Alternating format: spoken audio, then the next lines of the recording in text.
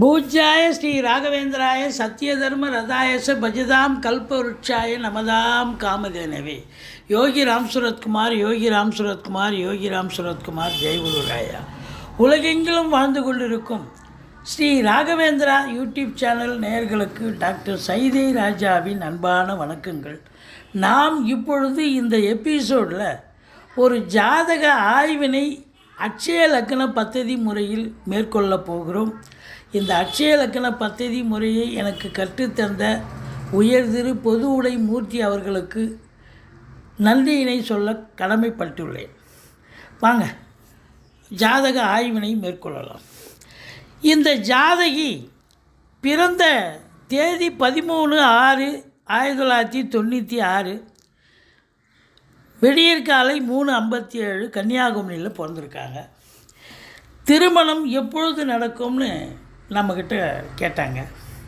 நம்ம என்ன பதில் சொல்லணுங்கிறத நம்ம சொல்லலாம். வாங்க இப்போது இந்த ஜாதகத்தை ஜென்ரேட் பண்ணி பார்க்கும்பொழுது மேஷத்தில் சந்திரன், சூரியன், செவ்வாய், புதன், சுக்கிரன் ரிஷபத்தில், ராகு பகவான் கன்னியில், குரு பகவான் தனுசுவில், சனி கேது மீனத்தில் இருக்கிறார்கள். பிறப்பு லக்னம் என்பது மேஷ லக்னம். இப்பொழுது வளரும் லக்னம், வயதின் லக்னம் கடக லக்னம். இப்போது இந்த கடக லக்னத்தினுடைய அதிபதி சந்திர பகவான் எங்கே இருக்கிறார்? 10ஆம் இடத்தில் இருக்கார். 10ஆம் இடம் என்பது தொழில் ஸ்தானம், உத்தியோகஸ்தானத்தில் இருக்கார்.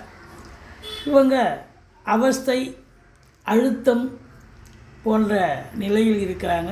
உத்தியோகத்திலேயோ தொழிலையோ அப்படின்னு சொல்லக்கூடிய ஒரு நிலை. அதாவது உத்தியோகத்தில் அழுத்தத்தில் இருக்கிறாங்க, இல்லை உத்தியோகம் இல்லைன்னு சொன்னாலும் ஒரு மன அழுத்தத்தில் இருக்கக்கூடிய ஒரு நிலை. ஏன்னா லக்னாதிபதி போய் 10ஆம் இடத்துல இருக்காங்க.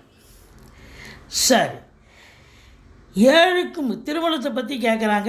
7ஆம் இடத்து அதிபதி சனி பகவான். இப்போ 7க்கும் 8க்கும் ஆதிபத்தியம் பெற்ற சனி பகவான் 9ஆம் இடத்துல இருக்காங்க. 7க்கும் 8க்கும் ஆதிபத்தியம் பெற்ற சனி பகவான் 9ஆம் இடத்தில் இருக்கிறதால இருக்கலாமா? தாராளமாக இருக்கலாம். இவங்களை பொறுத்தவரையிலையும் இப்போது நட்சத்திர புள்ளி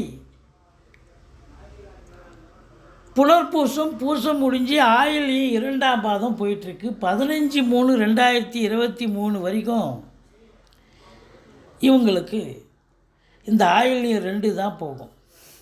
இந்த ஏழ்பி லக்கணம் 4/6/2017 ஆரம்பித்து 2027 வரைக்கும் இந்த கடக லக்னம் தான் செல்லப்போகுது. இப்போது லக்னாதிபதி 10ஆம் இடம் அழுத்தத்தில் இருந்தாலும் நல்ல நிலை.